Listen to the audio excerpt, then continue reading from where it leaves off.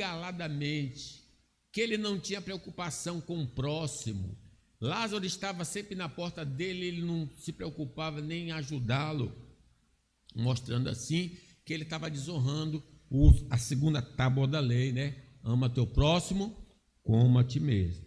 O texto da nossa meditação, de maneira poética, narra a chegada do rei da Babilônia num lugar de sofrimento, onde se encontram todos que trilharam o caminho com ele. Versículo 9 e 10. Lá embaixo, no mundo dos mortos, os seus moradores se preparam para receber o rei da Babilônia. As sombras daqueles que eram poderosos na terra acordam. Os que foram reis se levantam dos seus tronos. Todos eles dirão ao rei: você também perdeu as forças, agora você é igual a nós. Não devemos nos iludir, irmãos. Muitos serão vizinhos do rei da Babilônia. Longe de mim, não quero não. Passa esse CEP para outro. Quem quiser ser vizinho do rei da Babilônia, nos dias de Noé, irmãos, por espaço de 100 anos, ele anunciou o castigo que viria por causa do pecado. Mas nem seus irmãos e irmãs creram nele e continuaram pelo caminho pecaminoso e pereceram nas águas do dilúvio. Você pode imaginar isso? Irmãs de Noé morreram nas águas do dilúvio porque continuaram no caminho errado.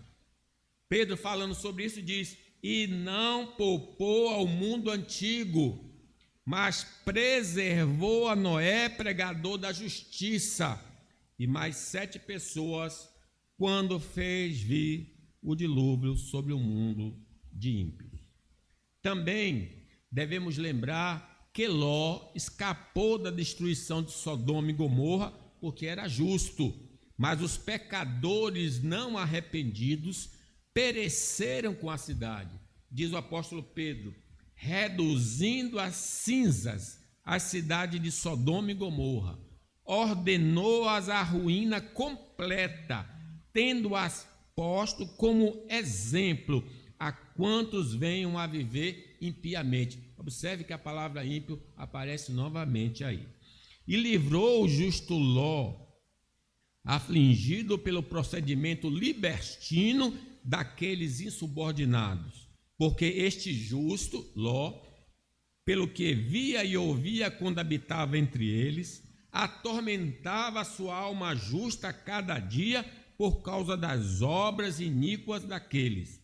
É porque o Senhor sabe livrar da provação os piedosos e reservar sob castigos os injustos para o dia de juízo. Assim então, irmãos, sucederá a nós, se andarmos por caminhos que desagradam a Deus. Deus vai retribuir a cada um segundo o seu procedimento. Poderemos gozar de falsa felicidade e nos gloriar com as conquistas de posição, de bens, de dinheiro e fama que adquirimos de maneira pecaminosa. Mas quando partirmos dessa vida, veremos quanto fomos insensatos e tolos, mas não teremos mais chance de nos arrepender e iremos prestar contas de todas as nossas ações, porque está escrito: ao homem está ordenado morrer uma só vez, e depois disso segue-se o juízo. E ele continua, Apocalipse: vi também os mortos, presta atenção, o que vai acontecer com todos, os grandes e os pequenos, postos em pé diante do trono. Então se abriram livros, ainda outro livro, o livro da vida foi aberto, e os mortos foram julgados segundo as suas obras, conforme que se achava escrito nos livros. Deu-me aos mortos que neles estavam, a morte e o além entregaram os mortos que neles havia, e foram julgados um por um, segundo as suas obras. Então a morte e o inferno foram lançados para dentro do lago de fogo. Esta é a segunda morte, o lago de fogo. E se alguém não foi achado inscrito no livro da vida, esse foi lançado para dentro do lago de fogo. As informações, então, que temos sobre o estado dos ímpios na eternidade são de dois sofrimentos. Não é simplesmente uma prisão. Já é uma coisa ruim estar preso, mas é uma prisão de tortura. E quem disse isso foi o próprio Jesus, falando sobre esse lugar. Derribada está da cova a tua soberba, e também um som da tua harpa. Desculpe, esse é o texto da nossa meditação. Derribada está na cova a tua soberba, e também um som da tua harpa. Por debaixo de ti uma cama de gusanos, de bichos, e os vermes são a tua coberta. Mãos,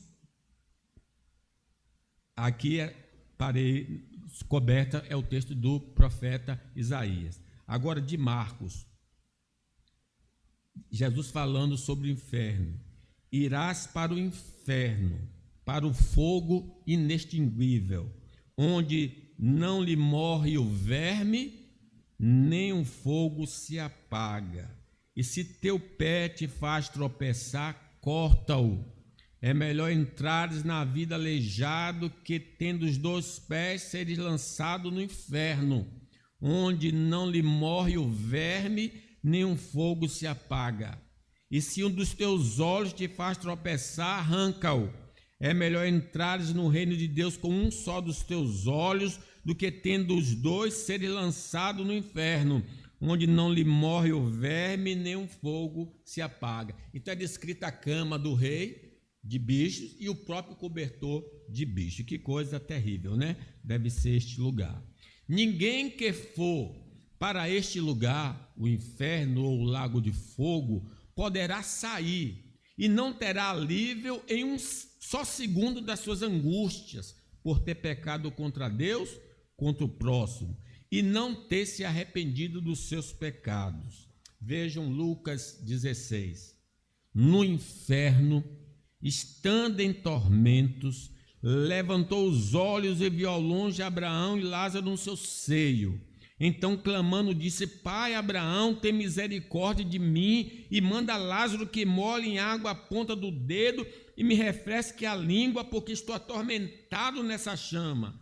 Disse, porém, Abraão: Filho, lembra-te de que recebeste os teus bens em tua vida e Lázaro igualmente os males. Agora, porém, aqui ele está consolado e tu em tormentos. E além de tudo está posto um grande abismo entre nós e vós, de sorte que os que querem passar daqui para vós outros não podem, nem os de lá passar para nós. Então, que coisa terrível. Nesse lugar não pode ter apelo, não pode ter prisão domiciliar, a pessoa vai ter de ficar nesse tormento. Não nos enganemos, irmãos. Tudo que plantarmos nessa vida, colheremos na eternidade. Se estamos vivendo transgredindo a lei do Senhor, satisfazendo os desejos da carne e obedecendo a Satanás, nosso fim será semelhante ao dos homens perversos.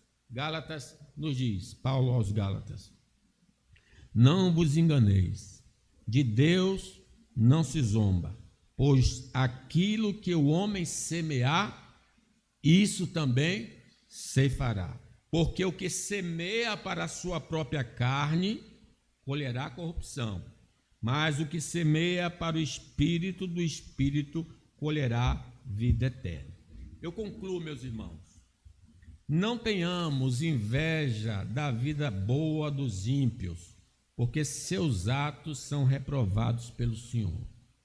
Eles serão impedidos de entrar no paraíso, e sua morada será na rua do sofrimento eterno. Longe de nós essa rua, não queira isso. Vamos para a cidade de ouro e cristal. Iremos ser prejudicados por estes ímpios durante nossa jornada neste mundo, mas no dia do juízo final, nós obteremos justiça e eles serão publicamente envergonhados e lançados na escuridão por toda a eternidade. Vamos continuar nos santificando apesar das dificuldades, para que possamos entrar nas mansões celestiais. Que Deus nos abençoe.